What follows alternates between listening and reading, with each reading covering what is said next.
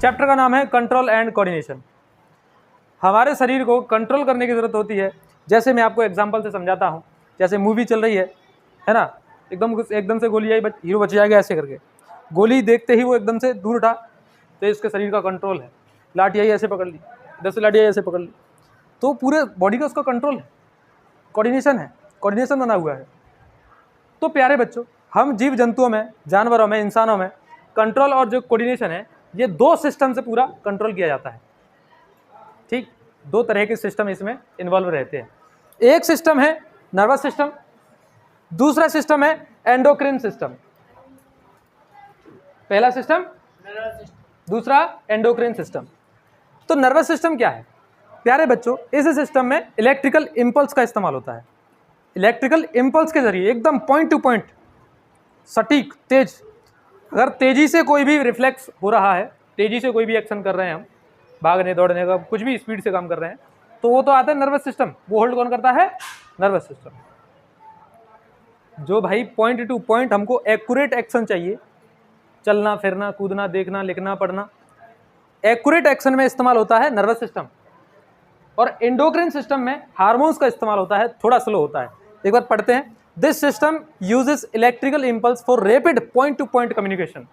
हमारे शरीर के अंदर हमें टाइम टू टाइम, जैसे भाई वॉलीबॉल खेल रहे हैं, बॉल आ रही है, हमको देना है, तो वो एकदम पॉइंट टू पॉइंट हमारा एक्यूरेट होना चाहिए, कम्युनिकेशन तुरंत होना चाहिए। जब बॉल आ रही है तभी हिट करना चाहिए, है ना। जब हीरो है, वो आ रही है, आगे से बुलेट आ रही है, तो कैसे उठना है उसको, है ना। तो ये सभी उसको पॉइंट टू पॉइंट चाहिए, एकदम अच्छा सा कम्युनिकेशन चाहिए, उसके लिए इलेक्ट्रिकल इंपल्स का इस्तेमाल होता है। उस सिस्टम का नाम है नर्वस सिस्टम। क्या है?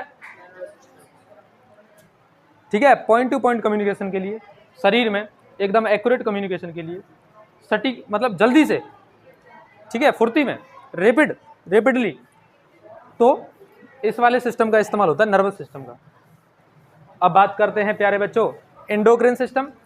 अ slower chemical based system that uses hormones for wide spread and prolonged effects. इसका मतलब क्या है? ये हार्मोन्स की वजह से होता है, थोड़ा स्लो रहता है। जैसे एक हार्मोन रिलीज होता है जिससे हमें खुशी मिलती है, और कुछ हार्मोन रिलीज होते हैं जिनसे हमारी लंबाई बढ़ती है, तो ये थोड़ा स्लो रहते हैं। हार्मोन्स की वजह से जो कम्युनिकेशन होता है शरीर में, हंसी, ठीक है, खुशी, दुख, ठीक है, और लंबाई का बढ़ना, ये सभी एंडोक्रिन सिस्टम में आता है हार्मोन्स की वजह से। क्या आपको इतनी बात समझ में आ रही? क्या आपको एंडोक्रिन सिस्टम समझ में आया? नर्वस सिस्टम समझ में आया? अब बात करते हैं रिसेप्टर्स की। रिसेप्टर्स जो वर्ड बना है वो बना है रिसीव से, लेना, ग्रहण करना। रिसेप्टर किससे बना है? रिसीव, लेने से, ग्रहण करने से, ऑब्जर्व करने से। देखो ध्यान से, receptors are specialized tips of nerve cells that detect information from the environment। भैया वातावरण में क्या चीज़ हो रही है, क्या क्या चीज़ है, क्या क्या चेंज हो रहे हैं, वो सभी हमारे शरीर तक कैसे पहुँचे। तो जो रिसेप्टर्स हैं हमारे सेंस ऑर्गन्स होते हैं, उनकी टिप्स पर होते हैं। हमारे सेंस ऑर्गन्स क्या होते हैं? हमारी स्किन हो गई, हमारी नाक, खुशबू सूंघते हैं हम, खुशबू या बदबू किससे? नाक की हेल्प से। आँखों की हेल्प से देखते हैं, तो ये सेंसरी ऑर्गन्स होते हैं हमारे। स्किन क्या है? हमारी सेंसरी ऑर्गन। अब आप बताइए, तो मतलब कुछ रिसेप्टर्स हैं, उनके नाम हैं। तो सबसे पहला रिसेप्टर हम पढ़ते हैं फोटो रिसेप्टर। फोटो का मतलब होता है लाइट। फोटो रिसेप्टर कहाँ होते हैं? आंखों में। किसका, क्या चीज़ डिटेक्ट करते हैं? लाइट, विजुअल्स, जो हम चीज़ों को देख पाते हैं। तो फोटो रिसेप्टर्स कहाँ होते हैं? हमारी आंखों में। कहाँ होते हैं? आंखों में। फोनो रिसेप्टर्स होते हैं, फोन का मतलब होता है आवाज़। फोनो रिसेप्टर्स कहाँ हो सकते हैं? कान में। इनर ईयर डिटेक्ट साउंड को डिटेक्ट करते हैं। भाई कान ही तो आवाज़ कैसे सुन पाते हैं? कानों से। बात समझ रहे हो आप? तो फोनो रिसेप्टर्स कानों में, फोटो रिसेप्टर्स आंखों में, देखने के लिए। बताइए ऑल फैक्ट्री रिसेप्टर्स, हमने इससे पहले वाले चैप्टर में एसिड बेस में ऑल फैक्ट्री इंडिकेटर्स पढ़ा था। ऑल फैक्ट्री इंडिकेटर्स जो अपनी सुगंध, गंध चेंज कर लेते हैं, स्मेल, इनकी स्मेल चेंज हो जाती है। एसिड बेस में जाने पर स्मेल चेंज हो जाती है। ऑल फैक्ट्री इंडिकेटर्स, वही वर्ड यहाँ पर आया है, all factory receptors. All factory receptors होते हैं हमारे नाक में, जो हम सूंघ पाते हैं, जिनसे स्मेल डिटेक्ट कर पाते हैं। कौन से रिसेप्टर है बताइए? All factory receptors. ठीक है। अगला है गस्टेटरी रिसेप्टर। ये हम टेस्ट कर पाते हैं किसी चीज़ को टेस्ट करना हो तो गस्टेटरी रिसेप्टर्स टंग में, जीभ में होते हैं। किसमें? जीभ में। थर्मो रिसेप्टर्स स्किन में, हमको जैसे दर्द का पता चलता है, सर्दी का, गर्मी का, ठीक है, ये सभी रिसेप्टर्स स्किन में होते हैं। क्या नाम है? Thermo receptors. बात समझ में आ गई? एक बार सही बच्चे मेरे बात रिपीट करेंगे, बताइएगा कहाँ कहाँ होते हैं। मैं यहाँ खड़ा हो जाता हूँ तो आपको दिखे ना। बताइए, फोटो रिसेप्टर्स कहाँ होते हैं? आइज में। फोनो रिसेप्टर्स, फोनो रिसेप्टर्स, फोन का मतलब आवाज, फोन का मतलब आवाज, ठीक है। फोनो रिसेप्टर्स आंख में। ऑल्फैक्टरी स्मेल की वजह से नोज में होते हैं। गस्टेटरी जीभ, टंग में। थर्मो रिसेप्टर्स, ठीक है, रिसेप्टर्स रिसीव करने वाले, जो भी इन्वायरमेंट में चेंज हो रहा है जिससे इन्फॉर्मेशन कलेक्ट कर सके और हमारे शरीर तक पहुंचा सके। इतनी बात क्लियर हुई? इसको नोट करो, आगे बढ़ते हैं। देखो सब बच्चे इधर उधर नहीं लिखना बंद करेंगे सब बच्चे। सुनो, तो जो नर्वस सिस्टम है उसकी जो फंक्शनल यूनिट यानी कि जो नर्वस सिस्टम है वो कौन सी चीज़ से मिलकर बना हुआ है? तो वो है न्यूरॉन से मिलकर। किससे? न्यूरॉन से। न्यूरॉन का स्ट्रक्चर कुछ इस तरीके से दिखाई देता है। प्यारे बच्चों, ये बहुत छोटे भी हो सकते हैं और बहुत बड़े भी हो सकते हैं। यानी हमारे दिमाग के अंदर ये कम से कम 46 बिलियन के आसपास होते हैं। 86 बिलियन के आसपास न्यूरॉन्स होते हैं हमारे दिमाग में, ठीक। और बड़े से बड़े इतना हो सकते हैं कि लगभग मान के चलो 1 मीटर के आसपास, 1 मीटर के आसपास बड़े हो सकते हैं। यानी कि हमारी स्पाइनल कॉर्ड से जो हमारे पैर का टो तक है, पैर का अंगूठा है, वहाँ तक के सबसे बड़े ये न्यूरॉन्स होते हैं, ठीक है। तो इसमें समझिए कि the neurons is the structural and functional unit of nervous system. तो सबसे पहले न्यूरॉन क्या है? ये सबसे बेसिक यूनिट है। नर्वस सिस्टम जो है वो पूरा न्यूरॉन से मिलकर बना है। किनसे मिलकर बना है? ठीक है, अब ध्यान दो। तो प्यारे बच्चों, ये जो डायग्राम बना हुआ है ये है न्यूरॉन का। किसका? न्यूरॉन का। डेंड्राइट्स देखो, branched hair like structure that receive nerve impulse. प्यारे बच्चों, इलेक्ट्रिकल इम्पल्स जो रिसीव करता है वो है डेंड्राइट्स। क्या? सबसे पहले इलेक्ट्रिकल इम्पल्स किस में आता है? डेंड्राइट्स में। किस में आता है? डेंड्राइट के बाद सेल बॉडी में। सेल बॉडी को साइटोन बोलते हैं। क्या बोलते हैं? साइटोन। साइटोन यानी सेल बॉडी। इसमें स्टार शेप का रहता है, दिख रहा है आपको ये स्टार, ये सेल बॉडी है, ठीक है, ये मेन पार्ट है। तो इलेक्ट्रिकल इम्पल्स जो है सबसे पहले रिसीव करेगा डेंड्राइट। कौन करेगा? डेंड्राइट के बाद सेल बॉडी। सेल बॉडी में से ये पूंछ जैसी जो दिख रही है आपको, रस्सी जैसी, उसमें चला जाएगा। मैं आपको साइज कंपैरिजन बताता हूँ। जैसे मान के चलो, अगर बाई चांस हाइपोथेटिकल सिचुएशन मान के चलो कि अगर टेनिस बॉल की बराबर हमारा अगर सेल बॉडी है तो काफ़ी लंबी, किलोमीटर्स लंबी हमारी ये होगी एक्सॉन। क्या? एक्सॉन। लेकिन इतनी बड़ी तो नहीं होती, ये माइक्रो सेंटीमीटर्स की होती है। और इनकी जो मोटाई होती है एक्सॉन की, वो इलेक्ट्रॉन माइक्रोस्कोप से देखी जाएगी। हमें अपनी आंखों से तो दिखेगी ही नहीं, लेकिन इलेक्ट्रॉन माइक्रोस्कोप होता है, उसकी हेल्प से हम एक्सॉन को देख सकते हैं, ठीक है। तो जो न्यूरॉन जो होता है इसकी एक्सॉन काफ़ी लंबी होती है। तो सबसे पहले जो इलेक्ट्रिकल इम्पल्स थे वो रिसीव किए इसने, इसके बाद सेल बॉडी, इसके बाद एक्सॉन के बाद एक्सॉन टर्मिनल्स तक, ठीक है। एक्सॉन क्या है? A long tail like structure ending in axon terminals that relay impulse to the next neuron और अ मसल। अगले न्यूरॉन में जाने के लिए, अगले न्यूरॉन में जो इलेक्ट्रिकल इम्पल्स पहुंचाएगा वो इधर होके एक्सॉन से होके रिसीव किया, सेल बॉडी, एक्सॉन के बाद उसकी एंडिंग पर। बोले इतनी कहानी समझ में आई सबको? ठीक है। उसके बाद माइलिन शीथ। प्यारे बच्चों, ये इंसुलेटिंग कवर होता है जिससे कि पूरी जो प्रोसेस है इलेक्ट्रिकल इम्पल्स के जाने की है वो स्पीड में जा सके बिना किसी रुकावट के, ठीक है, बाहर इधर उधर ना फैल जाए, है ना, सीधी जाए। तो इंसुलेटिंग कवर होता है क्या? Myelin sheath. An insulating cover around the axon. Axon जो पूंछ सी जो है, जो टेल सी जो है, इसके बाहर जो इंसुलेटिंग कवर है इसको बोलते हैं myelin sheath. An insulating cover around the axon in some neurons that speeds up impulse transmission. जो इम्पल्स आ रहे हैं इलेक्ट्रिकल इम्पल्स, उनको भेजने में जो है कोई दिक्कत ना आए, आसानी से चले जाएं, स्पीड से चले जाएं। इतनी बात समझ में आई? ठीक है। इम्पल्स का रास्ता क्या है? इम्पल्स का रास्ता सबको पता है, डेंड्राइट्स, बाद सेल बॉडी के बाद एक्सॉन, के बाद एक्सॉन टर्मिनल्स, फिर दूसरे न्यूरॉन तक या मसल तक। बात समझ में आई? ठीक, तो ये रास्ता सबको समझ में आ गया होगा। क्या लिखा है? डेंड्राइट, साइटोन, एक्सॉन, फिर एक्सॉन टर्मिनल्स। इसके बाद आ गया ये साइनेप्स। एग्जाम में पूछा जाएगा कि साइनेप्स पर क्या होता है। आपके बोर्ड में सवाल ये पूछा जाएगा कि बताइए साइनेप्स पर क्या होता है, व्हाट इज साइनेप्स। तो देखो, एक न्यूरॉन दूसरा न्यूरॉन, एक न्यूरॉन से दूसरे न्यूरॉन के बीच में जो गैप है उसको बोलते हैं साइनेप्स। क्या बोलते हैं? अब आपसे पूछा जाए, चल ठीक है तुमने बता दिया कि साइनेप्स ये होता है साहब, the gap between two neurons. अब आपसे पूछा जाएगा कि साइनेप्स में होता क्या है, साइनेप्स में क्या होता है। तो जैसे इलेक्ट्रिकल इम्पल्स आया, इलेक्ट्रिकल इम्पल्स जिस साइनेप्स में जो इलेक्ट्रिकल इम्पल्स छोड़ेगा वो फिर वहाँ पर केमिकल्स रिलीज होंगे। क्या होंगे?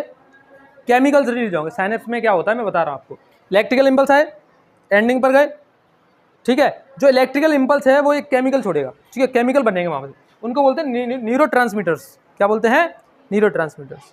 और न्यूरोट्रांसमीटर्स जैसे ही दूसरे न्यूरॉन को हिट करेंगे तो वहाँ से फिर से इलेक्ट्रिकल इम्पल्स कंटिन्यू हो जाएगा। क्या आपको इतनी बात समझ में आई? फिर से समझो। साइनेप्स क्या होता है? दो नर्व्स का, दो न्यूरॉन्स का गैप। यहाँ पर क्या होता है? इलेक्ट्रिकल इम्पल्स आया, इलेक्ट्रिकल इम्पल्स आया, वो केमिकल में बदला, वो केमिकल फिर से दूसरे नए इलेक्ट्रिकल इम्पल्स में जाके दूसरे न्यूरॉन में चला जाएगा। इसको पढ़ जरा। The junction between two neurons, दो न्यूरॉन के बीच में जो गैप है ना, उनका जो जंक्शन है, एट दिस पॉइंट, इस पॉइंट पर होता क्या है? The electrical impulse trigger the release of chemical. कुछ केमिकल रिलीज होते हैं जिनको न्यूरोट्रांसमीटर्स बोलते हैं। क्या बोलते हैं? Neurotransmitters. That cross the tiny gap, और उस छोटे से गैप को क्रॉस करते हैं और फिर से दूसरे न्यूरॉन में या मसल में इलेक्ट्रिकल इम्पल्स के रूप में आगे बढ़ते हैं। तो साइनेप्स क्लियर हुआ सबको? ठीक है, आगे बढ़ते हैं। मेरे प्यारे बच्चों ध्यान दीजिए। कल की क्लास में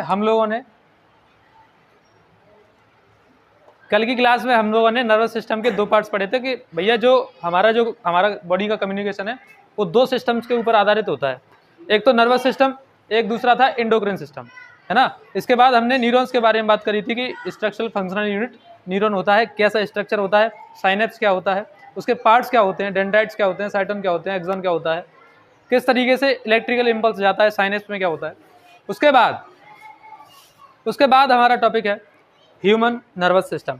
इंसान के अंदर ये नर्वस सिस्टम किस तरीके से काम करता है, कौन कौन से हमारे जो पार्ट हैं जो पूरी चीज़ें कंट्रोल करने का काम करते हैं। तो सबसे पहले हम इसमें पढ़ते हैं ह्यूमन ब्रेन के बारे में। तो सबसे पहले कि जो पूरा जो नर्वस सिस्टम है आदमी का, इंसान का जो नर्वस सिस्टम है, दो पार्ट्स में डिवाइड करते हैं हम, CNS और PNS। CNS और PNS। अगर इंसान के नर्वस सिस्टम को पढ़ा जाए तो पहले दो पार्ट में डिवाइड किया जाएगा, CNS और PNS। CNS का मतलब सेंट्रल नर्वस सिस्टम और PNS का मतलब पेरिफेरल नर्वस सिस्टम। CNS में हम मेनली ब्रेन को लेते हैं, सेंट्रल नर्वस सिस्टम में हम किसको लेते हैं? ब्रेन को। इसको रीड करो एक बार। The brain is the body's main coordinating centre protected by skull. जो ब्रेन होता है वो स्कल से, जो हमारा नेचुरल हेलमेट है दिमाग का, पूरी कवरिंग है, पूरी क्रेनियम का बना रहता है ये, ठीक है, किसका? क्रेनियम का। तो हमारा दिमाग स्कल से प्रोटेक्टेड है। स्कल के बाद ट्रिपल लेयर जिसको मेनिंजेस बोलते हैं, 3 लेयर्स होती हैं ये मेनिंजेस, ठीक है। ये ट्रिपल लेयर प्रोटेक्टेड शील्ड समझ लो आप इसको। स्कल के बाद किससे प्रोटेक्टेड रहता है? मेनिंजेस लेयर से। किससे? स्कल किससे बना होता है? क्रेनियम, ठीक है। स्कल के बाद मेनिंजेस, ठीक है। मेनिंजेस के बाद, मेनिंजेस और ब्रेन के बीच में एक फ्लूइड भरा रहता है, एक लिक्विड भरा रहता है जिसको बोलते हैं सेरिब्रोस्पाइनल फ्लूइड। क्या बोलते हैं? Cerebrospinal fluid.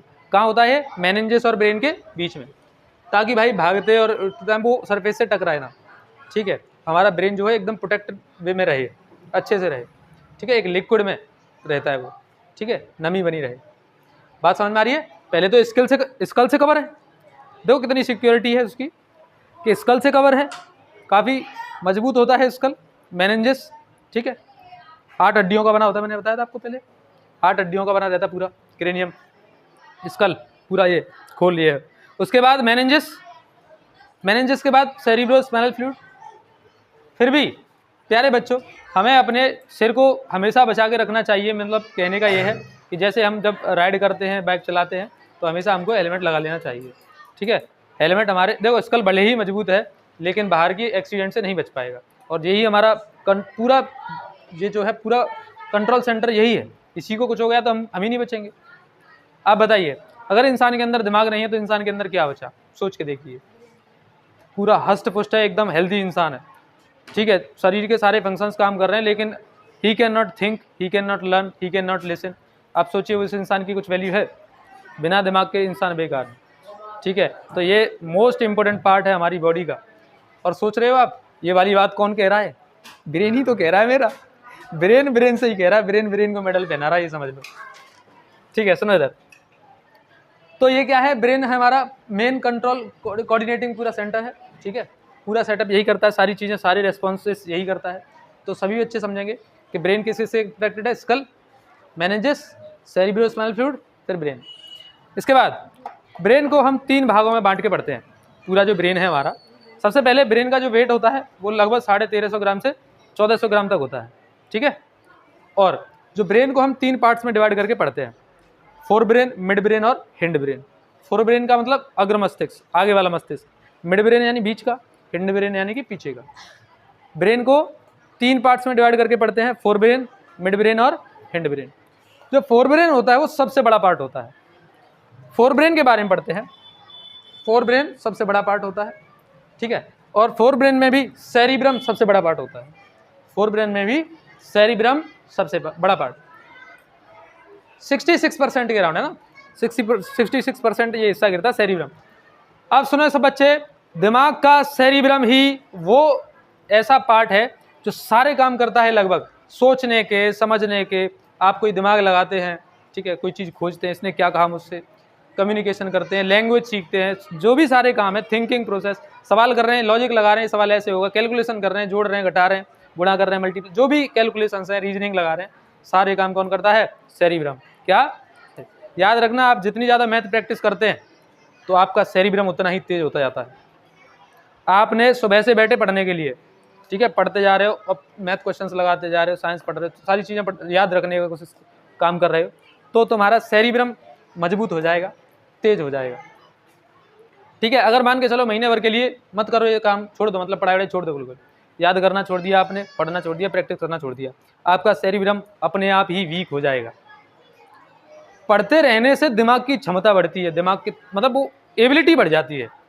ठीक है, तो याद रखना, सेरिब्रम को स्ट्रॉन्ग करना है तो जितना ज़्यादा प्रेशर दिया जाए दिमाग पर पढ़ाई का, उतना ज़्यादा मतलब अच्छा है सेरिब्रम के लिए। तो देखिए इसमें लिखा है cerebrum the largest and main thinking part, it controls memory. सोचते हैं भाई क्या बताया था, ये भी जो भी है तुम सिलेबस याद रखते हो, ठीक है, रिवीजन करते हो, लर्निंग, रीजनिंग, लैंग्वेज, कम्युनिकेशन, ये सारी चीज़ें कौन देखता है? सेरिब्रम, दिमाग का आगे वाला भाग।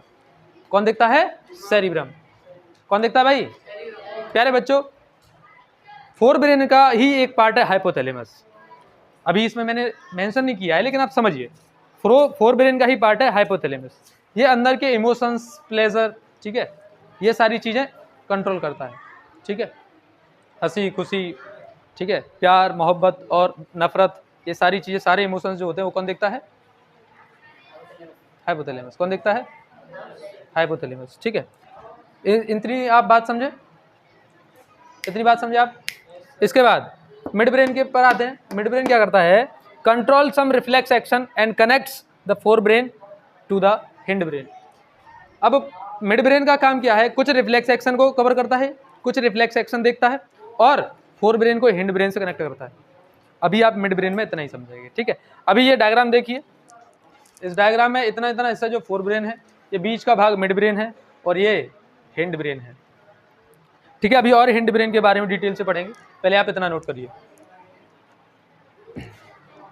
हम फोर ब्रेन, मिड ब्रेन, अब बारी है, इनकी बात कर चुके थे, अब बारी है हिंड ब्रेन की। हिंड ब्रेन को हम 3 पार्ट्स में डिवाइड करके पढ़ते हैं। ठीक है, कितने पार्ट्स में? 3 पार्ट्स में। सबसे पहला सेरिबेलम, मेडुला ऑब्लांगाटा और पोन्स। देखो सबसे पहले हम पढ़ते हैं सेरिबेलम के बारे में। तो सेरिबेलम, बेलन, सेरिबेलम, बेलन, अरे यानी कि मान के चलो पति है, वो पी के आ गया, ड्रिंक करके आ गया शाम को, उसका बैलेंस बिगड़ेगा, उसमें पढ़ेंगे क्या? बेलन। तो बेलन से याद रखेंगे सेरिबेलम। क्या याद रखेंगे?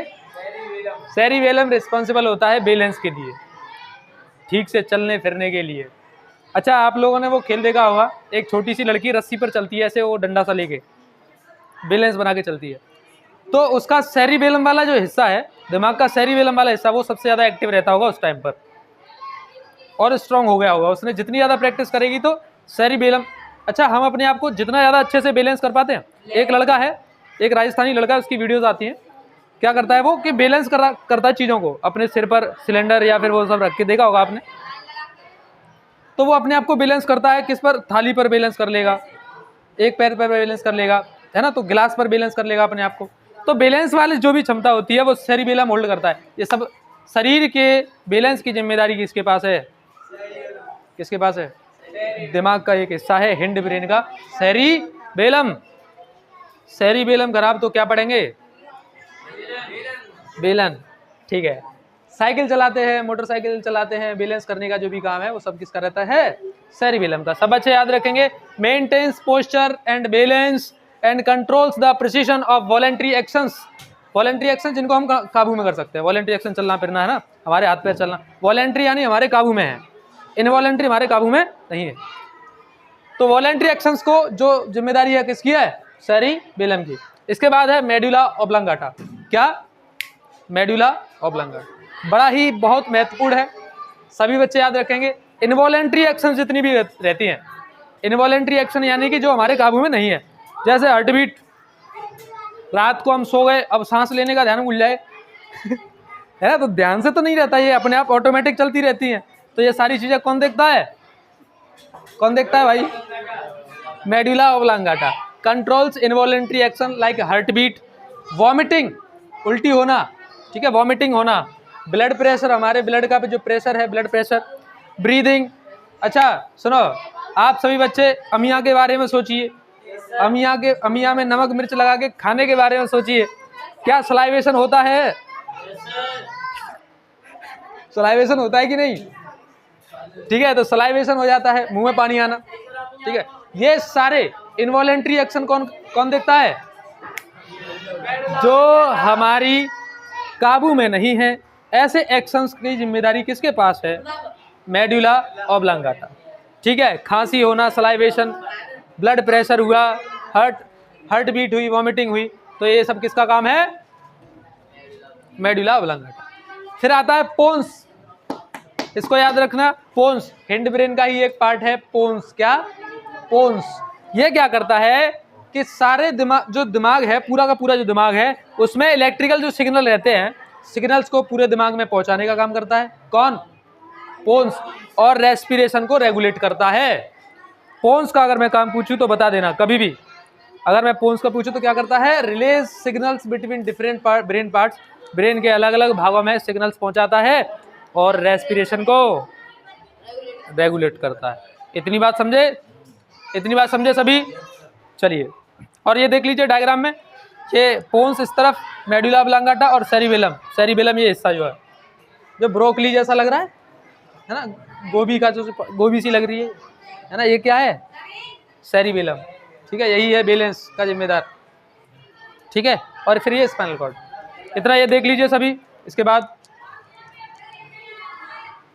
तो प्यारे बच्चों, हम पिछली क्लास में ब्रेन का CNS वाला भाग कंप्लीट कर चुके थे, सेंट्रल नर्वस सिस्टम। अब अगला भाग है PNS, पेरिफेरल नर्वस सिस्टम। तो प्यारे बच्चों, CNS में मुख्यतः ब्रेन और स्पाइनल कॉर्ड आ जाती है। PNS में क्या होता है कि जो सेंट्रल नर्वस सिस्टम है वो हमारे हाथ पैरों और ऑर्गन से जुड़ा रहता है। ठीक है, PNS में क्या रहता है? PNS का मुख्य काम क्या है? जो सेंट्रल नर्वस सिस्टम है उससे हमारे बॉडी ऑर्गन्स को कनेक्ट करना, मसल्स को, हाथ पैरों को, लिम्स को, ऑर्गन्स को कनेक्ट करना। ठीक है, बात समझ में आ गई? PNS क्या होता है? सेंट्रल नर्वस सिस्टम को ऑर्गन से, बॉडी ऑर्गन से, लिम्स से कनेक्ट करता है। याद रखना। तो भैया 12 पेयर, 12 जोड़ी होती है क्रेनियल नर्व्स, 31 जोड़ी होती है स्पाइनल नर्व्स। क्रेनियल यानी कि दिमाग से निकली हुई, 12 जोड़ी दिमाग से निकले हुए और 31 जोड़ी स्पाइनल नर्व से निकले हुए। ठीक है, ये PNS का पूरा सिस्टम है, ये समझ लो। ठीक है, क्या करता है? CNS को, सेंट्रल नर्वस सिस्टम को हमारे हाथ पैरों से कनेक्ट करता है। PNS, peripheral nervous system. अब बात करते हैं प्यारे बच्चों रिफ्लेक्स एक्शन की। सभी बच्चे ध्यानपूर्वक सुनेंगे। अगर मान के चलो आपको बाई चांस से कोई चीज़ गिरती हुई नजर आए, है ना, जैसे मान के चलो टेबल से मार्कर गिरता हुआ या पेन गिरता हुआ नजर आए, तो एकदम से आगे पकड़ लेते हैं। फिर आपको एहसास होने लगता है कि वहीं कहीं मैं स्पाइडरमैन तो नहीं, है ना, एहसास होता है कभी, ऐसा लगता है कहीं मुझ में अद्भुत शक्तियां तो नहीं। लेकिन प्यारे बच्चों ये दिमाग का ही एक फंक्शन है, प्यारे बच्चों ये एक दिमाग का ही एक फंक्शन है, इसको रिफ्लेक्स एक्शन कहते हैं। क्या कहते हैं? ये कैसे काम करता है, सब बच्चे ध्यानपूर्वक समझेंगे। जैसे आपका हाथ किसी गर्म चीज से लग गया तो आपका हाथ अचानक से उठ जाएगा, अचानक से, जैसे मान के चलो अचानक से हाथ लग गया तो एकदम से उठ जाएगा। अगर प्यारे बच्चों अगर शरीर का सिस्टम ऐसा होता कि सोचना पड़ता, हाँ भाई गर्म लग रहा है, अरे गर्म है उठाना है, तब तक तो जल ही जाएगा, तब तक तो नुकसान पहुंच ही जाएगा। इसीलिए शरीर की डिजाइन कुछ ऐसे है, कुछ इस तरीके से है कि हमारा हाथ अपने आप ही हट जाता है, अपने आप ही हमारी मसल वर्क करती है उससे हटने के लिए। और दूसरा एग्जांपल लें, आप अगर बाइक चला रहे हो, ठीक है, कोई मच्छर आए सामने से, आपका पलक अपने आप बंद हो जाता है। कभी नोटिस किया है आपने? किया तो होगा कभी ना कभी। आँख पलक अपने आप बंद हो जाती है, लेकिन छोटा होता है जो दिख नहीं पाता वो तो चला जाता है, आँख में बड़ा परेशान करता है। तो प्यारे बच्चों मैं बता चुका हूं कि इसको रिफ्लेक्स एक्शन कहते हैं। क्या कहते हैं? Reflex action. क्या होता है इसमें? देखो, a rapid automatic involuntary response, हमारे कंट्रोल में नहीं है तब भी हो जाता है वो। इनवॉलेंट्री, ऑटोमेटिक, रैपिड यानी तीव्र, एकदम तेजी से, ठीक है, to a stimulus designed to protect the body from the harm. ऐसे डिजाइन किया गया है कि हमारा शरीर किसी भी नुकसान से बच सके, ठीक है। बड़ी तेजी से होता है, अपने आप होता है, ठीक है, इनवॉलेंट्री होता है, अपने आप अचानक से हो जाता है, किसी भी नुकसान से बचने के लिए ऐसा होता है।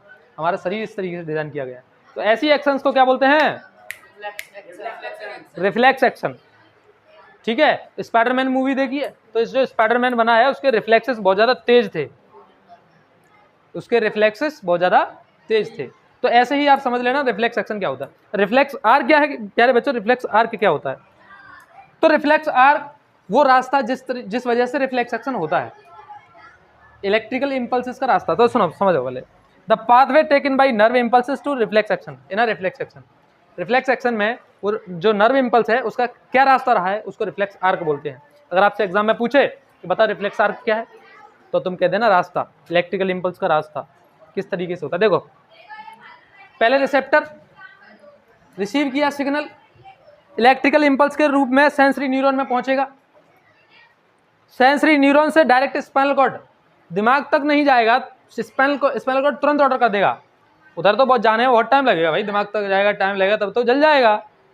तो स्पाइनल कॉर्ड सीधा सीधा भेज देता है, स्पाइनल कॉर्ड भेजेगा मोटर न्यूरॉन को, मोटर न्यूरॉन डायरेक्ट मसल को क्या डाले भाई, जल जाएगा नहीं तो सबसे पहले रिसेप्टर, रिसेप्टर के बाद